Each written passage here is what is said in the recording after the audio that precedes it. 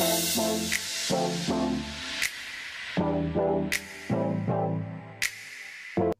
teman-teman, balik lagi bersama saya George Alek. Salam sehat ya teman-teman, pakai masker selalu. Ini hari ini saya syuting jadi saya nggak pakai masker ya, jadi supaya ngomongnya enak ya. Oke, jadi supaya saya bisa bagi ilmu nih, bagi info mengenai hal-hal apapun yang saya tahu dan saya geluti. Kebetulan saya adalah apoteker ya teman-teman. Saya lulusan tahun 2010. Ini bagi belum kenal saya ya. Saya adalah apoteker lulusan 2010 dan hari ini saya pegang satu apotek ya di Tegal. Oke. Hari ini kita akan bahas mengenai sariawan.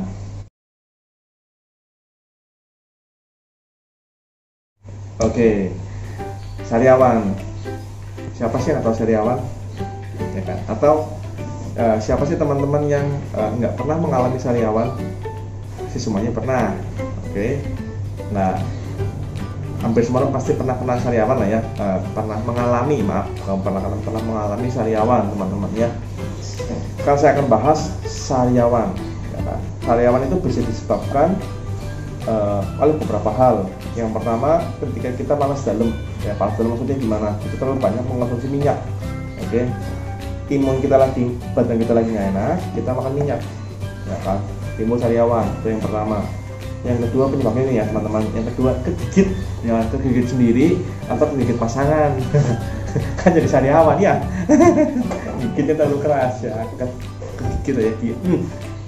Kata orang zaman dulu tuh biasanya kalau ada yang ngerasani kita, kalau ada yang membicarakan kita di belakang itu kita kegigit katanya. Ini katanya. Yang kedua kegigit. Yang ketiga penyebab sariawan, bakteri teman-teman. Oke, jadi kondisi mulut kita kotor, maaf kalau mulut kita kotor, tapi tangan kita adalah salah satu anggota tubuh yang sering kita pakai dan kita sering lupa mencuci tangan. Kemudian kita sentuh bagian mulut nih, ya kan? Itu menyebabkan bakteri masuk ke dalam mulut kita menjadi sariawan. Oke. Jadi itu ada beberapa hal penyebab sariawan ya teman-teman. Tuncok dipukul juga bisa sih jadi sariawannya, terkena satu benda asing, entah kelempar, entah ditoncok yang mengenai mulut kita menjadikan kita sariawan teman-teman. Itu. Nah, itu penyebabnya teman-teman ya. Sekarang hal-hal apa saja yang kita hindari untuk supaya kita nggak sariawan teman-teman.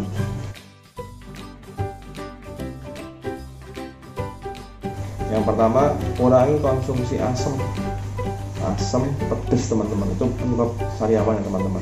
Yang kedua, biasakan untuk selalu cuci tangan, karena tangan adalah salah satu anggota tubuh kita yang sering menyentuh bagian muka kita, entah mata, entah hidung, entah mulut ya teman-teman. Kalau kita sentuh bagian mulut ketika dalam kondisi tangan kita kotor, maka kita akan bisa kena sariawan teman-teman. Yang ketiga, biasakan untuk selalu sikat gigi teman-teman. Sikat giginya tapi pakai sikat yang halus ya teman-teman ya, jangan keras ya, kayak mau nyikat WC itu jangan ya. Sikat giginya yang halus teman-teman. Kalau kita nyikatnya jangan pakai tenaga ya, maksudnya jangan pakai kayak menggosok lantai gitu loh ya, tenaganya yang biasa aja gitu loh. Gigi kita juga, sikat gigi kan didesain untuk supaya kita tuh nyikatnya masih pakai tenaga ya, masih terlalu keras gitu loh maksud saya. Begitu, itu hal-hal yang harus kita hindari. Terus perawatan apa saja sih yang perlu kita makan saat kita sariawan teman-teman? Yang pertama, teman-teman boleh coba obat kumur ya. Saya nggak sebut merek apapun ya, yang di pasar yang warnanya biru biasanya ya, cairan berwarna biru, kalian kumur. Itu yang pertama. Yang kedua, banyak orang yang mengira bahwa ketika orang ini sariawan itu kurang vitamin C. Oke, saya tambahkan vitamin C itu dikonsumsi. Nah, di samping vitamin C, saya mau sharing nih. Ternyata nggak cuma vitamin C loh, yang vitamin yang kita butuhkan untuk kita mencegah sariawan loh teman-teman. Yang ketiga saya sebutkan adalah vitamin B kompleks, B1, B6, B12 teman-teman. Apa hubungannya kak minum vitamin B kompleks dengan sariawan? Nah, Tuhan itu maha besar ya.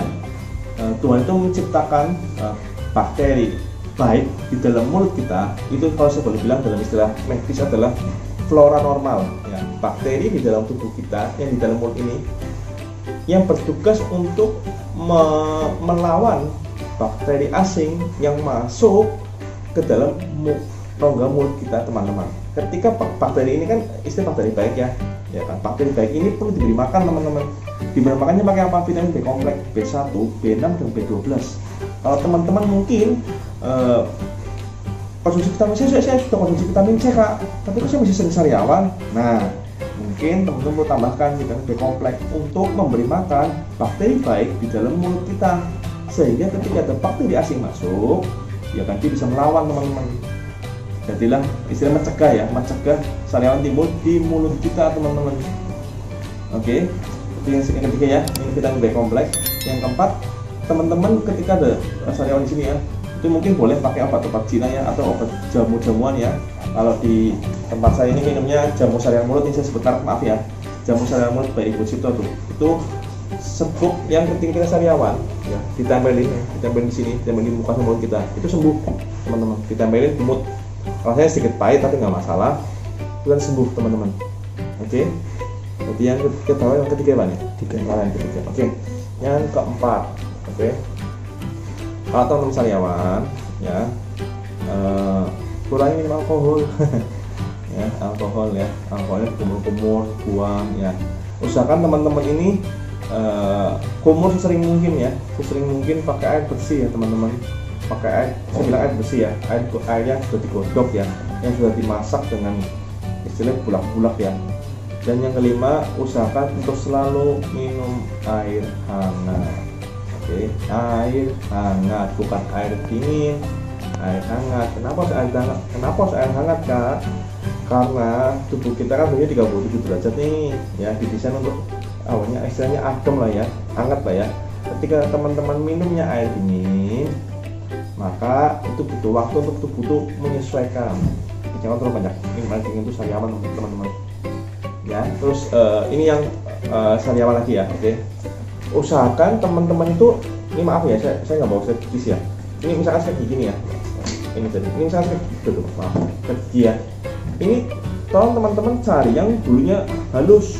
Kalau teman-teman yang bisa pakai bulunya kasar, itu kadang-kadang kalau kita mungkin membuat gusi kita jadi berdarah ya, karena terlalu kasar sih, terlalu keras loh, maksud saya loh, yang halus kan terlalu keras. Jadi mengakibatkan kita nih permukaan bulu sikat yang terlalu kasar itu bisa membuat gusi kita luka teman-teman. Gitu ya. Itu tadi, ganti sikat gigi kalian, sikat gigi teman-teman dengan sikat gigi yang lembut, yang soft, yang carinya lembut. Gitu. Jadi jangan terlalu keras lah ya. Khusus ortodental gitu ya. Ortodental boleh, apapun itu merek, yang penting halus lah ya teman-teman ya. Saya nggak sebut merek karena sikat gigi kenapa diciptakan berbagai macam, karena itu memang desain ya untuk menyesuaikan mulut kita supaya nyaman teman-teman ya. Nggak cuma tugasnya bukan hanya membersihkan, tapi membuat supaya rongga mulut kita tuh nyaman teman-teman gitu.